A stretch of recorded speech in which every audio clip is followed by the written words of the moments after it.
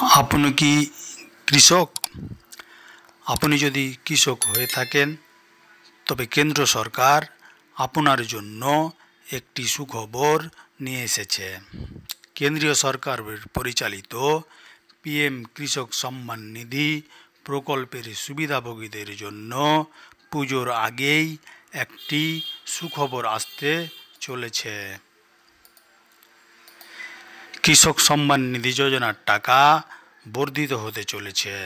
সম্প্রতি কেন্দ্রীয় সরকার কৃষকদের জন্য কৃষক সম্মান নিধির পরিমাণ ৬,০০০ থেকে বাড়িয়ে ১০,০০০ টাকা করতে চলেছে।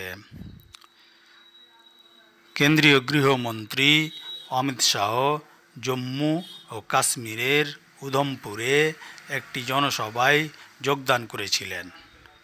ওই জনসভায় বক্তৃতা দিতে গিয়ে অমিত শাহ কৃষক সম্মান নিধি যোজনার টাকা বর্ধিত করার বিষয়ে ঘোষণা করেছেন।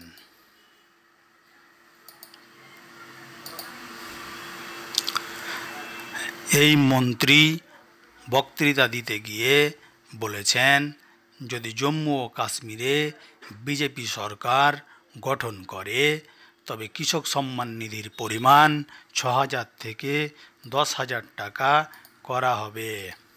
এছাড়াও অমিত শাহ জম্মুতে একটি আন্তর্জাতিক বিমানবন্দর তৈরি এবং জম্মুতে মেট্রো পরিষেবা চালুর কথা জানিয়েছেন। অমিত শাহ আরও বলেছেন যে প্রতি বছর সন্ত্রাসবাদীদের দ্বারা ধ্বংস হওয়া ১০০টি মন্দির পুনর্নির্মাণ করা হবে এবং অগ্নিবীরদের ১০০% চাকরি প্রদান করা হবে।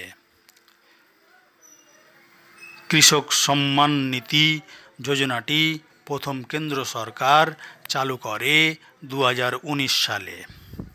ভারতবর্ষের কোটি কোটি কৃষক এই প্রকল্পের মাধ্যমে ৬,০০০ টাকা পেয়ে থাকেন। তবে ৬,০০০ টাকা একবারে কৃষকদের ব্যাংক অ্যাকাউন্টে আসে না। ৩টি কিস্তির মাধ্যমে কৃষকরা এই টাকাটি পেয়ে থাকেন। এখনও পর্যন্ত ১৭টা কিস্তির টাকা কৃষকদের ব্যাংক অ্যাকাউন্টে পৌঁছে গেছে। কেন্দ্র সরকারের এই প্রকল্পের টাকা ৬,০০০ থেকে বাড়িয়ে ১০,০০০ টাকা করলে কৃষকদের পক্ষে আরও লাভজনক হবে বলে মনে করা হচ্ছে। সরকার জানিয়েছে, নবরাত্রির সময় ৫ অক্টোবর ২০২৪ দেশের ৯ কোটি মানুষকে